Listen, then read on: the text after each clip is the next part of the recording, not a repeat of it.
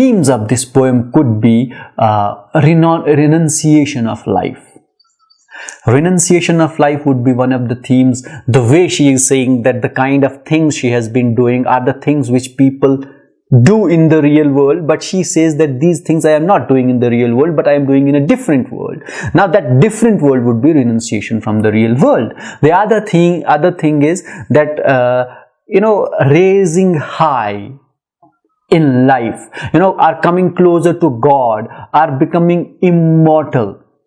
Immortal is also a significant theme of this poem. Now, as she says that she would be doing things which are beyond an ordinary man's thinking, and as she refers, even seraphs would be dancing to see her, or would be eager to see her. The saints would be eager to see her. Now seraphs and saints would only be eager to see those persons who are spiritually enlightened, those who are morally upright, or those who have a great stage in heaven.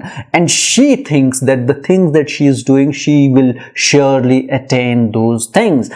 That is another theme that we can look at in this poem. I hope that this lecture was helpful for you and you were able to understand this poem. Thank you for watching, and don't forget to share, like and comment UrAkedmi. For more interesting stuff, keep watching UrAkedmi.